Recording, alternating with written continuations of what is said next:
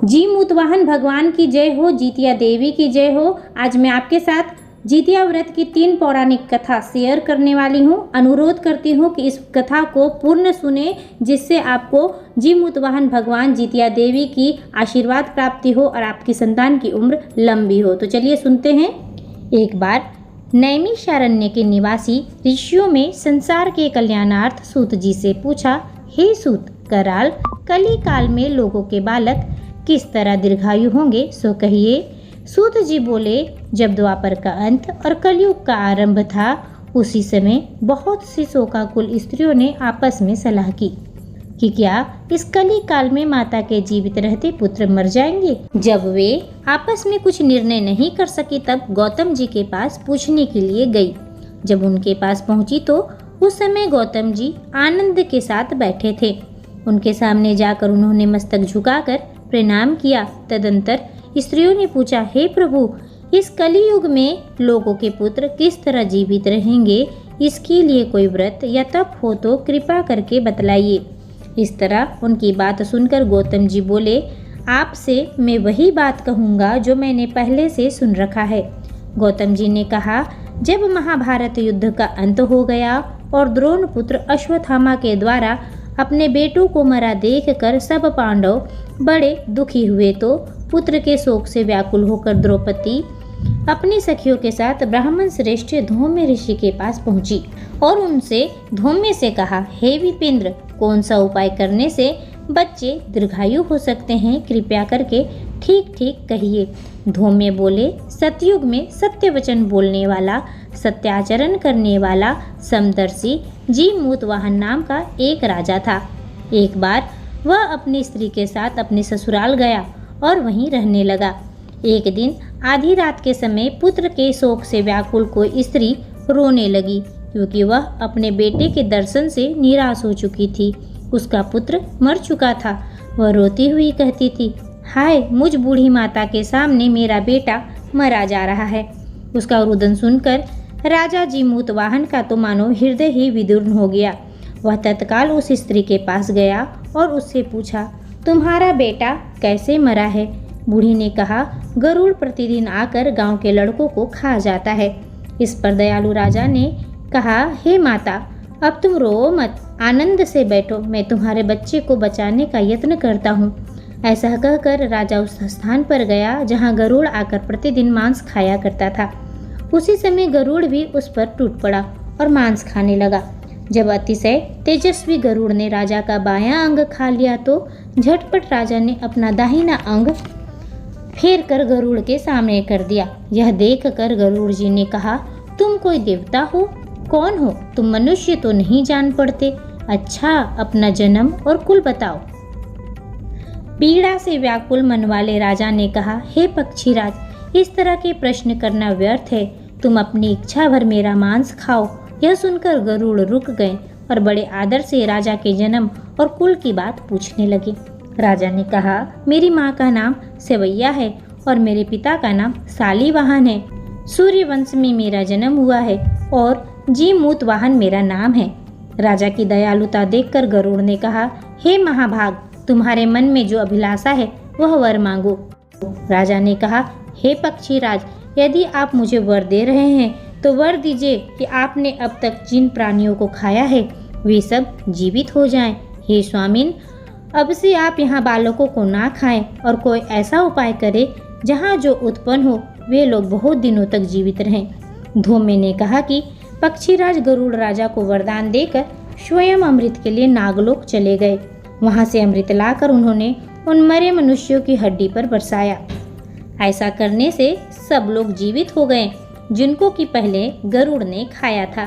राजा के त्याग और गरुड़ की कृपा से वहाँ वालों का बहुत कष्ट दूर हो गया।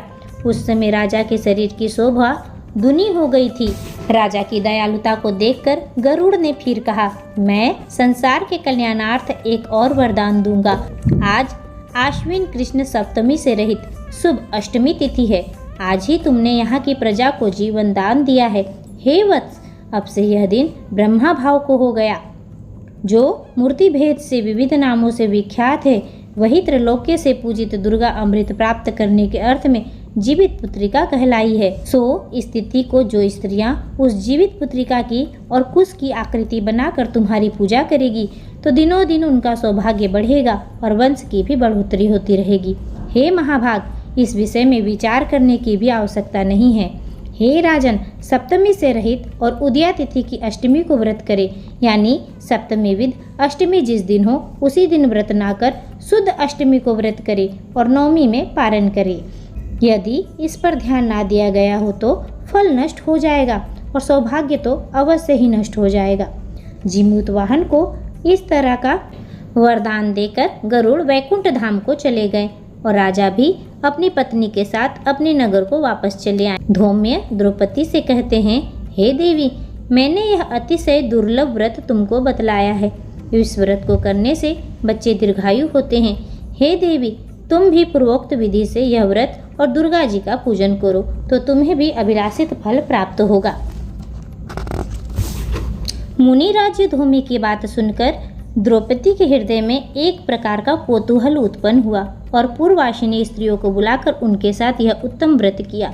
गौतम ने कहा, यह व्रत और उसके प्रभाव को किसी एक चिन्नी ने सुन लिया और अपनी सखी सियारिन को बतलाया। इसके बाद पीपल के वृक्ष की शाखा पर बैठकर उस चिन्नी ने उस वृक्ष के खोते में बैठकर सियारिन ने भी व्रत किया। फिर वही चिन्नी किसी उत्तम ब्राह्मण के मुख से यह कथा सुनाई और पीपल के खोते में बैठी हुई अपनी सखी को सुनाया। सियारिन ने आधी कथा सुनी थी कि उसे भूख लग गई और वह उसी समय शव से भरे हुए शमशान में जा पहुंची। वहां उसने इच्छा भर मांस का भोजन किया और चिन्नी बिना कुछ खाए पिए रह गई और सवेरा हो गया।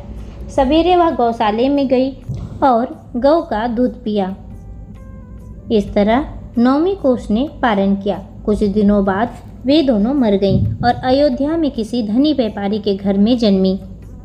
संयोग से उन दोनों का जन्म एक ही घर में हुआ, जिसमें सियारिन ज्येष्ठ हुई और चिन्नी छोटी।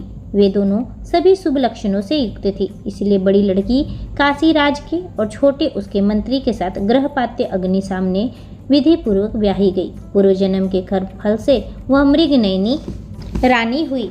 जिस किसी भी संतान को उत्पन्न करती वह मर जाती थी और पूर्व जन्म की बातों को स्मरण करने वाली मंत्री की पत्नी ने अष्टवसुओं के सदृश्य तेजस्वी 8 बेटे उत्पन्न किए और सभी जीवित रह गए।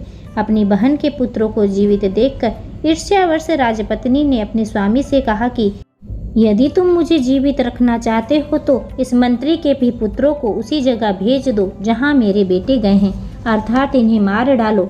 यह सुनकर राजा ने उस मंत्री के पुत्रों को मारने के लिए कई प्रकार के उद्योग किए, पर मंत्री पत्नी ने जीवित पुत्रिका के पुण्य बल से अपने बच्चों को बचा लिया। एक दिन राजा ने अपने आदमियों से उन पुत्रों का सिर कटवा कर पिटारी में रखवाया और पिटारी उनकी माता के पास भेज दिया, किंतु वे 8 सिर बेशकीमती जवाहरात हो गए और भले चंगे वे 8 लड़के अपने माता के पास वापस चले गए। उनको जीवित देखकर राजपत्नी को बड़ा विस्मय हुआ। अंत में वह मंत्री की पत्नी के पास आई और उसने पूछा, बहन, तुमने कौन सा ऐसा पुण्य किया जिसको बार बार मारे जाने पर भी तुम्हारे बेटे नहीं मरते? इस पर मंत्री की पत्नी ने कहा, पूर्व जन्म में मैं चिन्ही थी और तुम सियारिन। हमने और तुमने साथ साथ जीवित पुत्रिका का व्रत किया था।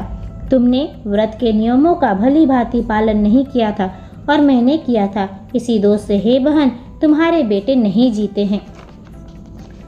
ओ राजरानी, अब तुम उस जीवित पुत्री का व्रत को करो, तो तुम्हारे बेटे दीर्घायु होंगे। मैं तुमसे सच सच कह रही हूँ। उसके कथा अनुसार रानी ने व्रत किया, तभी से उनके कई बेटे सुंदर और दीर्घायु होकर बड़े बड़े राजा हुए। सूत जी कहते हैं कि सब प्रकार का आनंद देने वाला मैंने यह दिव्य व्रत तुमको बतलाया। स्त्रियां चिरंजीवी संतान चाहती हो तो विधि पूर्वक यह व्रत करे। प्रेम सहित बोलिए, जीमूत वाहन भगवान की जय हो, समस्त देवी देवताओं की जय हो।